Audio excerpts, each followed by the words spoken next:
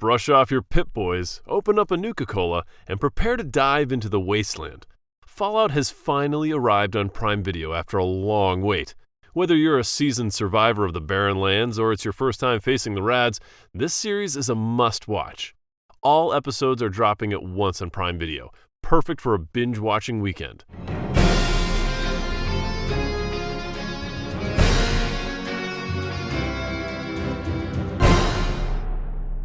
I've been eagerly anticipating this series since it was first announced, and I'm happy to say that after getting an early look, I'm completely satisfied with what I saw on screen. When you think of Fallout, a range of images pop up. From the vaults deep underground to the radioactive wasteland above, Jonathan Nolan nailed every detail. From the smallest piece of rubble to the tiniest scrap of metal inside the bunkers, the sets were recreated with incredible precision. Only someone who's really dived into the games could have pulled it off so perfectly. It's rumored that Nolan might have delayed The Dark Knight Rises because he was so engrossed in playing Fallout 3. It's not just about the sets. The props are crucial too, and they're even more impressive than I expected. Technology in all its forms is key to survival, and the weight of the power armor suits feels just like I imagined from the first time I suited up in one. The Pip Boys and terminal interfaces are spot-on recreations, right down to the tiniest details and sounds. All the familiar noises from the games are there, just as they should be. Even a scene with a raider using a jet had a visual effect, and the scene was slowed down for the full impact, just like it should be.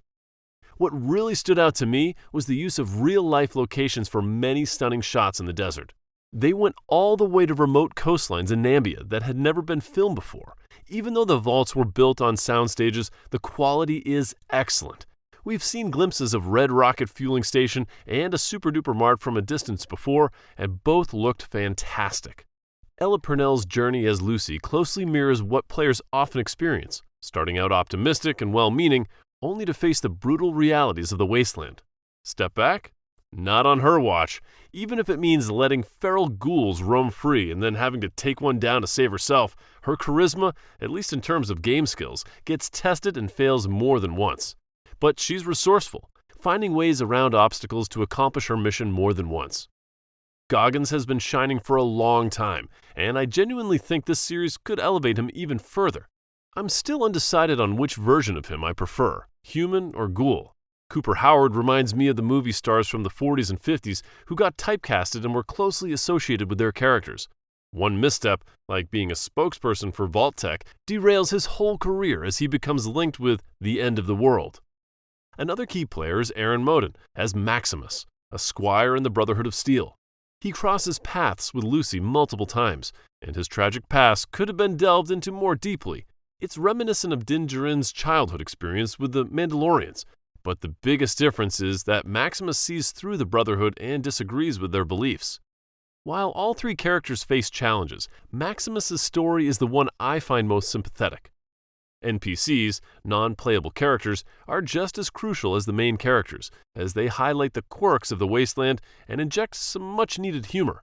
We meet a lot of interesting folks throughout the season, and I'm hoping to see them back if there's a second season. Some standouts for me were Thaddeus, Johnny Pemberton, another squire with some of the funniest lines in his final scene. Leslie Uggams, known for Deadpool, Matt Berry voicing Codsworth, a floating robot just trying to harvest your organs, and Moses Arias as Lucy's younger brother, are all perfectly cast and do justice to their roles.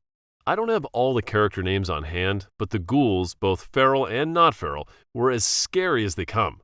The raiders, on the other hand, were a bit too clean and well kept, considering their lack of running water and soap. The other vault residents served well as background characters, as intended. I'm a big fan of Zach Cherry from Severance and Shang-Chi, and always enjoy seeing him in more roles. His part may be small, but he's the kind of actor who always adds something extra to whatever he's in. What really drew me in this universe was the music.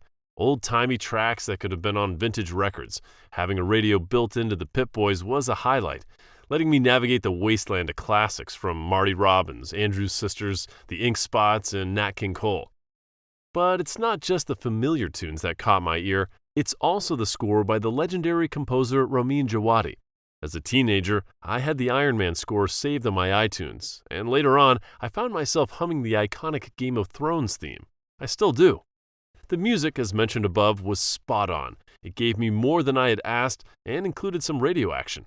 Through flashbacks, we spent a decent amount of time with pre-war Goggins, and the origins of the thumbs up for the Vault Boy are indeed clever. Some might wonder if they should play the games before watching the series. I think it's not necessary to fire up any of the titles to enjoy the show, but there might be some moments in the finale that won't resonate as strongly. The little details are just a bit more enjoyable if you've played through some of the games. I've spent many hours on the last 3 releases, Fallout 3, 4, New Vegas, so I did spot quite a few things here and there. Some details are so quick that you might miss them if you blink.